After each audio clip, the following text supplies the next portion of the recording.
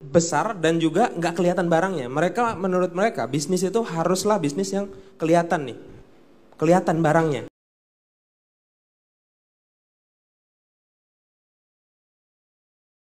Berapa sih gaji CEO Tokopedia? Ya kalau gaji mulainya dulu 3 juta rupiah Mbak Nana. Mulainya dulu, ketika perusahaan betul-betul masih mulai. Ya. masih mulai. Kalau sekarang ketika valuasinya sudah triliunan? Tetap bukan orang yang menarik gaji paling tinggi di perusahaan. Terus kenapa bisa jadi CEO kalau bukan yang paling pintar?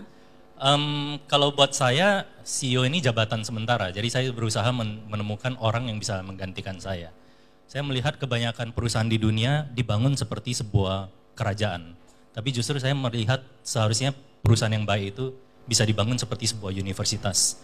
Kalau kerajaan itu terkenal karena sosok raja atau ratu atau pendiri perusahaan. Tapi kalau universitas tidak pernah dikenal oleh sosok pendirinya atau tidak dikenal oleh seorang sosok guru saja, tapi dikenal justru karena fungsi universitas tersebut oleh bahkan lulusan-lulusannya. Dan yang paling penting impact mereka terhadap lingkungan sekitar mereka. Jadi itu tujuan utamanya. Ya, tidak perlu jadi yang terkenal, tidak perlu jadi yang ini, yang penting hasilnya yang bisa dilihat nyata, tidak dampaknya ke masyarakat. Ya, dan kita bisa lihat perusahaan-perusahaan maju di luar, CEO-nya itu rata-rata bukan pendirinya lagi, seperti Google, Facebook masih. Tapi misalnya Google, justru perusahaan yang sangat kuat itu adalah perusahaan yang bisa meneruskan tongkat estafet dan masih bisa berjalan begitu solid sesuai dengan misi ketika perusahaan tersebut berdiri. Tanpa harus foundernya yang menjadi. Dan itu tujuan saya. Boleh di-share lagi, awal-awal ketika Ahmad Zaki menemukan ide Bukalapak. Saya nggak memenuhi syarat lah untuk itulah. Karena saya orang tuanya guru, terus nggak ada pengalaman, nggak ada darah bisnis. Modalnya nol lagi, nggak punya modal Mbak. Jadi, dari kampung kan? Betul, dari kampung Seragen. Tapi kira-kira ketika mulai bisnis tidak ada sama sekali ekspektasi untuk oh ini tuh bisnis besar, bisa besar. Paradigma saya sejak 8 tahun ngeran Bukalapak itu totally change Mbak. Kenapa? Karena di dunia digital ini ternyata justru saya menemui fakta bahwa semakin kita muda itu ternyata makin kompetitif ya di industri digital ini ya. Jadi kalau teman-teman usia muda jangan takut, justru malah makin kompetitif. Paradigma saya berubah. Ternyata yang dulu saya pikirin 2010 itu salah sama sekali gitu loh.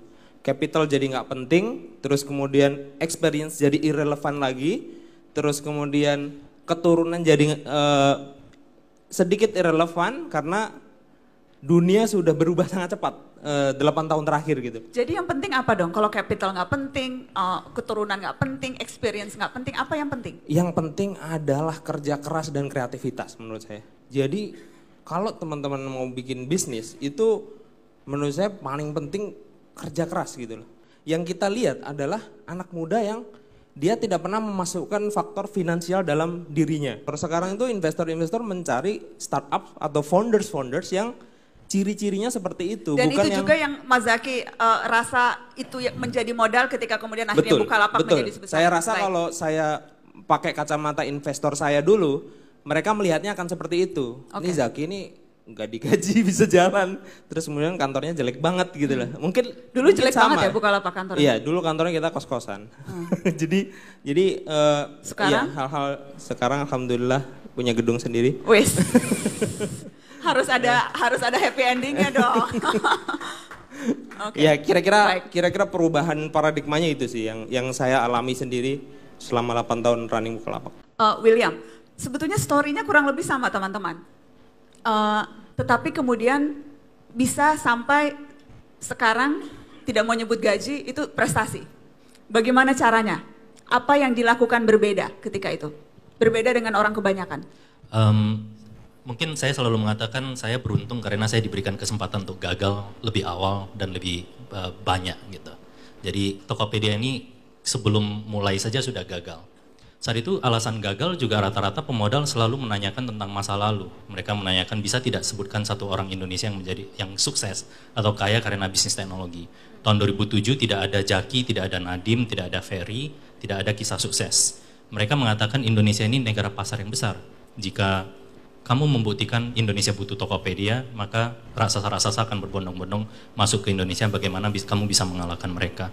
Jadi kemudian bagaimana cara meyakinkan ketika itu sampai akhirnya ada yang willing to take the bet. Saya mau nih taruhan, saya kasih uang, bikin deh Tokopedia. Ya buat saya selalu mengatakan saya belajar tentang semangat bambu runcing. Pertama harus punya keberanian, kedua harus punya kegigihan. Lewat kegigihan tersebut kami berhasil meyakinkan investor pertama. Tapi itu tidak mudah. Kemudian berikutnya. Jadi meyakinkannya pakai apa waktu itu? Meyakinkannya pakai waktu. Nah, dan di sanalah saya mengerti bahwa Indonesia memang bukan Silicon Valley. Tidak ada mimpi atau cita-cita untuk bekerja di perusahaan teknologi. Ketika itu? Ketika itu. Tahun 2007, 2008, 2009. Itu juga yang Anda alami, Zaki?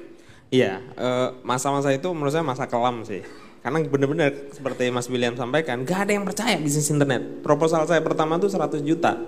Dan diketawain bener-bener internet itu gak ada bisnisnya gitu. Bisnis yang asli adalah... Diketawain karena dianggap... Karena apa? Karena mereka... 100 juta tuh dianggap terlalu besar begitu? Besar dan juga gak kelihatan barangnya. Menurut mereka bisnis itu haruslah bisnis yang kelihatan nih. Kelihatan barangnya gitu. Menurut mereka. Saya makin percaya bahwa untuk bisnis itu besar, menurut saya idenya itu harus ada orang yang bilang itu gila gitu. Kalau kita pitching nih, kalau ada yang bilang kamu gila, nggak mungkin. Itu berarti idenya bener, kemungkinan besar ya. Semakin gila, semakin benar. Betul.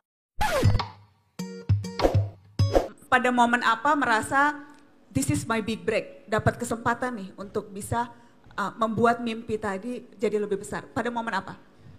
Oktober 2014, Tokopedia menjadi perusahaan pertama di Asia Tenggara yang dapat kepercayaan dari pemodal besar teknologi, SoftBank dan Sequoia Capital. Saat itu mereka memberikan injeksi dana 100 juta dolar, ini tiket 100 juta dolar pertama di Asia Tenggara untuk perusahaan teknologi.